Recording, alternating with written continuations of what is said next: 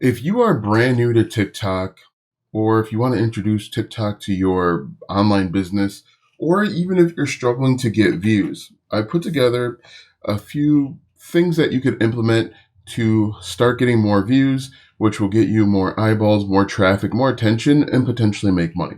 What's really cool about this, and I'll go through these nine, is it's actually what I'm doing. Now, my channel is about, my TikTok account's about 24,000 um, followers or subscribers. But the one thing that I've noticed over the past month by implementing these things that I'm going to reveal to you today, my views have been from 200 stuck in the 200, 300 view jail to regular getting 1,000 views in the first 24 hours. So that's a huge difference. And the thing that I want to make sure that I stress is that this isn't based on gaming the algorithm. In fact, I hate when people try and game the algorithm because you constantly have to find ways to game the algorithm. And it's like you're always on this hamster wheel of this cat and mouse game where you're trying to game the algorithm. And then you've got to find a new tip, trick, and tactic to game the algorithm again. And so what I'm going to share with you, there's nine. You can just implement one or two, and I think you'll see positive results. So without further ado, let's go ahead and get into it. The different things that you can do to start getting more views, more attention, more eyeballs. But none of this matters. Subscribers don't matter, views don't matter, followers don't matter unless you can convert that into money in the bank. And if you want to learn how to do that, comment down below, and I'll make a video talking about how you can convert your TikTok views, subscribers don't matter, your TikTok views into actual money in the bank. So without further ado, let's go ahead and get right into it. The first thing that I've done is I upload all my videos at one time. Now, if you're coming from YouTube like I have and I've done, conventional wisdom tells you that if you upload a bunch of videos at one time, you're going to be seen as a spammer. These platforms don't traditionally like you to throw a bunch of content up. I am uploading 10 videos in 1 hour. You don't have to do it. And I'm going to elaborate and explain how I go about uploading 10 videos in 1 hour really quickly. But I just upload all my videos in 1 hour. That makes it more efficient for me. In the past, what I've been doing is I've been uploading one video every 45 minutes or every hour. But oftentimes I would get busy, I would get distracted, I would forget. I'd have to pick my kids up or, coach them or whatever that is. But now when I get up, 6, 7, 8 in the morning, as late as 10 in the morning, I upload my 10 videos and then I can go about my day. I do whatever it is that I want to do. And it seems to have a positive result. Part of it is TikTok just wants more content. It is a very content heavy platform. And so as of right now, it doesn't distinguish between a spammer throwing all their content up at one time and someone that's uploading over the course of a day. I think that's probably the biggest change that I've made. And it's more efficient for people that are really busy. So if you only have your lunch break, let's say you have an hour lunch break, upload 5 videos in that 1 hour, and then you don't have to worry about uploading again until the next day. If you are sitting at little Johnny's soccer practice, sit in your car, make the 5 videos while Johnny's at soccer practice, upload them, and then you don't have to worry about it until the next day. So find a time, just make the video, upload. I don't even edit. That's one of the things that I've got written down is I don't edit these videos at all. If I stutter, if I say, if I got to take a second to think about it, I don't edit out. And the reason why I'm basically stopped editing stuff is to appear more real. I think because AI, and there's so much AI out there, I'm not going to edit this out. There's so much AI out there, and all of the AI is perfect and polished. People want to connect with other people, and the best way to show that you're a real person is to have imperfection. So I'm going to elaborate more on that a little bit later, but stop editing. Stop editing as much.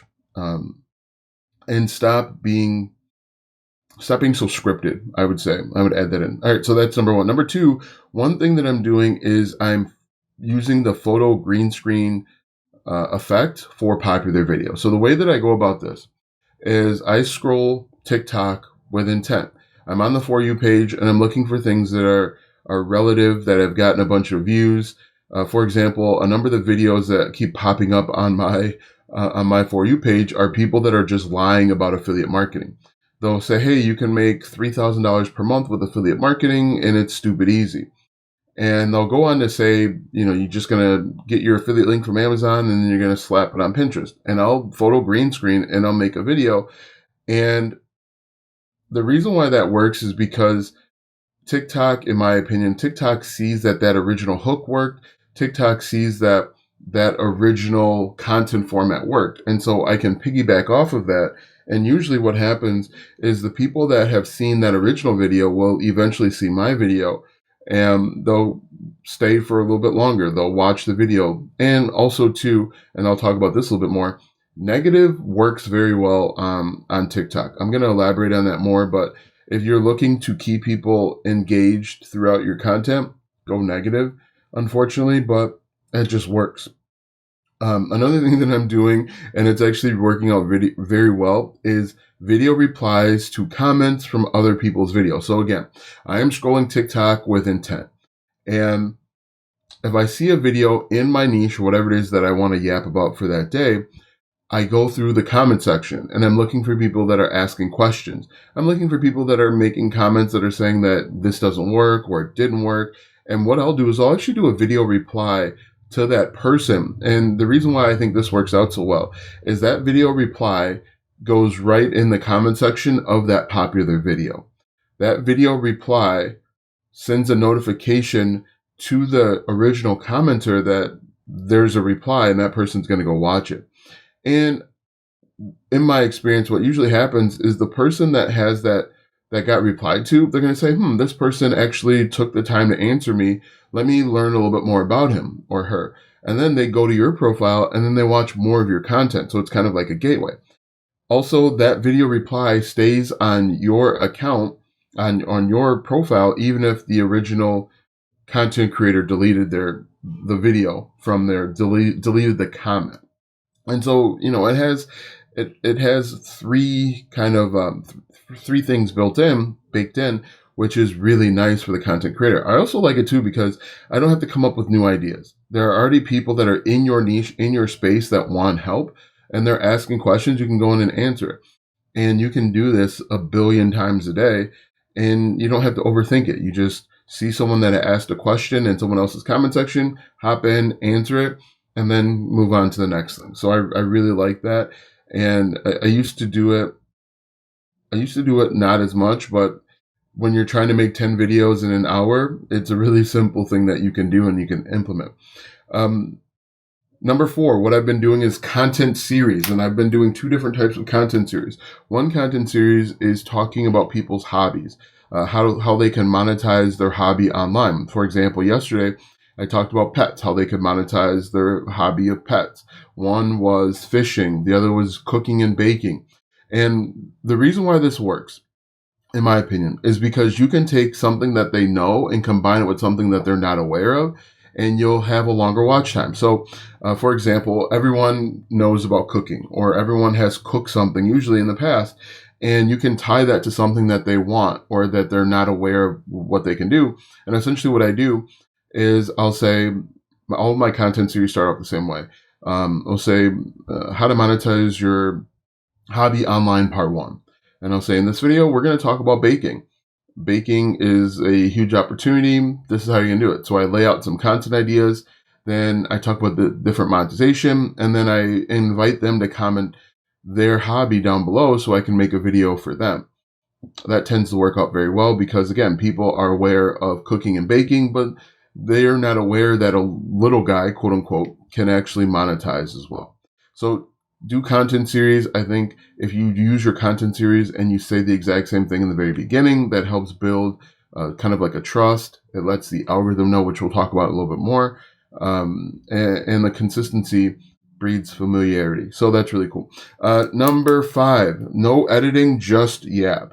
One thing, and I mentioned this a little bit earlier, one thing that I think is really important and will be even more important going forward is to just turn on your phone, no editing, and just start talking. With AI is getting better and better and better, and people are going to become more and more they're going to be more and more skeptical of the videos that they're seeing, and they're not going to know if it's AI. They're not going to know if it's a real person. And people want to connect and learn and buy from real people because they trust real people. And so if you can show up in your imperfections, where you stutter, where you might look away, where you have to take a second to pause and think, and say your ums and ahs, I think that's going to go a long way with building connection. Because in real life, in the world, we have to think about things. We have to stutter. We're not so polished. We will say our ums and ahs. And I think people respect that. Also, when you don't edit, you can get things out faster. It helps making sure that your videos reach a minute. But I stopped essentially for the last, I would say, 2 or 3 months. And even here on YouTube, you guys know I basically stopped editing. If I make the video, boom, upload it right into the world and move on to the next thing. Now, the next one that I have here is use negative keywords. Now, use words like secret, hidden, invisible, those types of words that have a negative connotation where people are thinking that they're missing out. That's a really big one. Here's an invisible trick that gurus use to get you to watch videos longer. People will say, I want to be let in on the secret. I want to be part of the in crowd, and you're helping them get in to the in crowd, and they'll appreciate you for it. I use stupid simple a lot because it's so easy. A caveman can do it type of thing, but stupid simple, stupid easy work out very well. Now your videos don't have to be negative. You could be a positive person, but for whatever reason on TikTok, negativity and drama work out very well. The videos, at least from my experience, the ones that work out very well are political videos where people are fighting and arguing about their political beliefs, I should say. The other videos that work out very well are relationship videos where one side is agitated with the other side, men or women. I guess there are three sides: men, women, and the third party. But use negative keywords. You could actually be teaching someone something, and oftentimes most videos are, but take a negative spin. In fact, I'm going to add another one here. This video is going to be 4 hours long because I keep adding one. What you should do and what you can do is you can take one video and turn it into one video idea and turn it into 3 different videos. One video could simply be just a negative video. Here's an invisible hack that the gurus are using, or here's a secret that Walmart's using that they don't want their customers to know. Another one is like 95% of Walmart's customers don't know about this trick to help them save money. And then the third one is asking a question. So one could be negative. One can be a statistic. And then one could be a question. Hey, did you know that Walmart is using this trick to get their customers to buy more? You've taken one idea and you've made 3 videos out of it, and that'll help you get more views because, if you have 10 ideas in a day, you take 3 different approaches because people think about things differently. That gives you 30 ideas and you don't have to overthink it, which is really, really cool. I was going to say something else, but I forgot. Maybe it'll come back to me. But that was a side quest. Next is, and this is really important, a lot of people make this mistake. A lot of people are trying to game the algorithm or trying to make content for the algorithm. You need to focus on people. Focus on the end user. Focus on the viewer. Because if you focus on the viewer, it will trigger the algorithm. And that's what a lot of people, I don't think, really understand. Focus on the viewer. Don't talk to the algorithm. Don't think that the algorithm hates you. The algorithm doesn't know or care about you. The algorithm is a series of zeros and ones, and it didn't wake up this morning to say, I'm going to screw Quark over, or I'm going to screw Clipper over. It doesn't care about you. Its only job, its only role and responsibility is to keep people on the platform. That's all. And it's going to serve videos that keep people on the platform. If you can invoke an emotion, and that's what's most important, you need to invoke an emotion. Happy, sad, angry, frustrated, annoyed. And that's why political videos do so well, is because there's 2 sides, and one side's going to be happy, the other side's going to be upset, annoyed, frustrated, angry, whatever you want to call it. But you need to invoke an emotion. And if you invoke an emotion, people will comment, people will share. For example, I share a bunch of TikTok videos in a Facebook group chat that I'm in, and they're funny. They make me laugh, and so I share them to a couple friends of mine. If there's something that reminds me of my wife, I'm going to share that to my wife so she can roll her eyes, right? But the key is to invoke an emotion. You want to be successful, focus on the emotions. Now, that's kind of a fine line that you've got to walk as a content creator, where you're just not trying to trigger people, which can be kind of difficult once you realize that everything's really based on emotions. People buy based on emotions.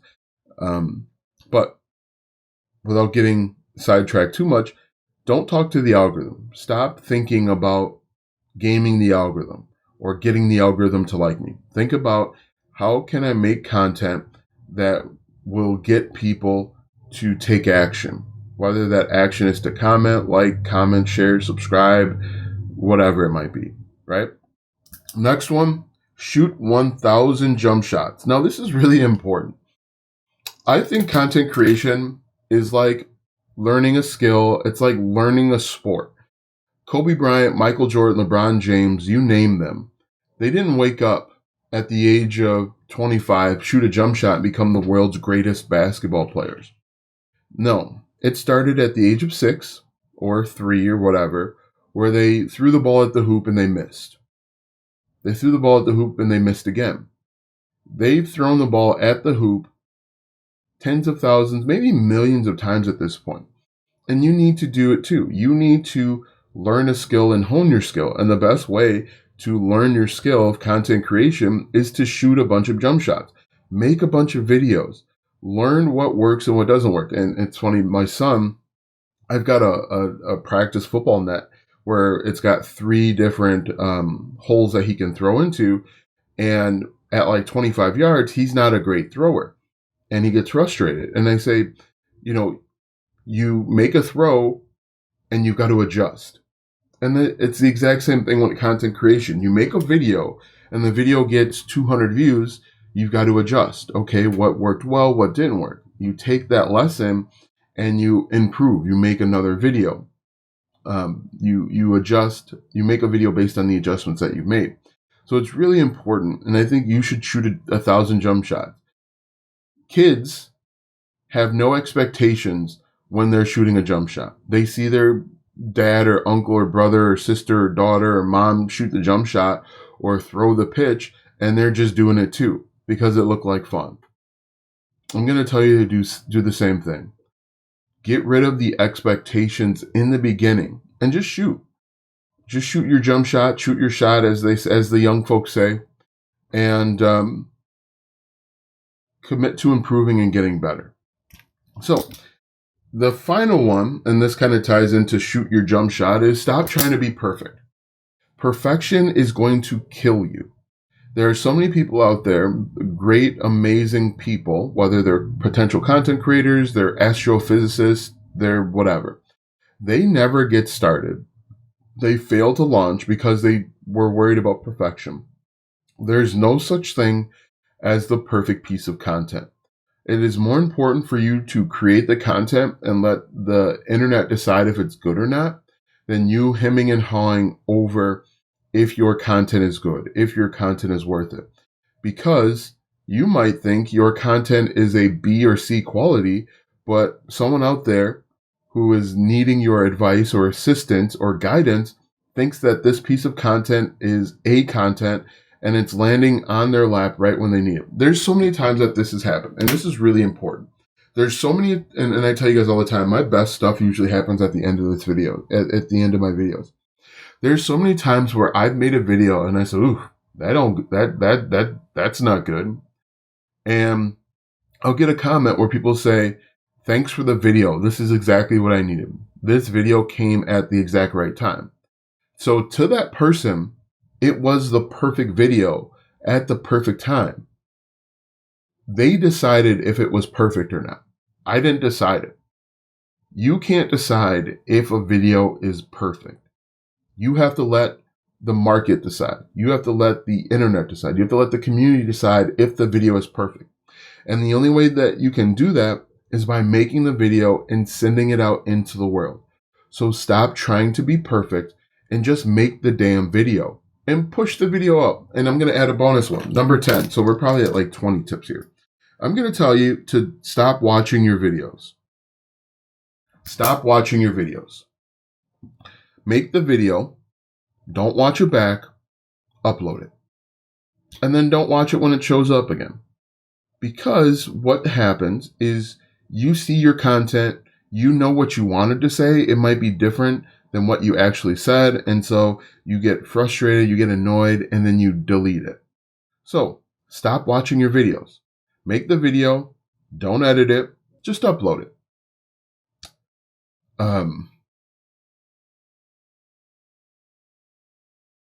But that's just, you had overlaid someone else's metrics from their screenshot. I'll have to, I'm not sure what you mean there, Aaron. Anyway, very important. Don't watch your videos back, especially if you're brand new. If you're brand new, don't watch them back because you're going to be critical. You're going to be overthinking it. You're going to think the video is terrible. And again, we want the market. We want the internet. We want other people to decide the video is good or bad. If it's bad, nobody will see it.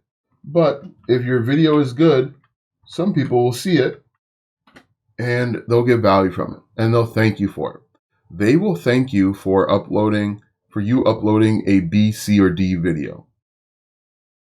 So, guys, let me know if you have any questions. Once again, let me know if you are part of the 22-minute club. Be sure to like, comment, follow, share, subscribe. If you have other suggestions to get more views, comment down below, and we'll implement them. So thanks for watching, and we will see you in the next video.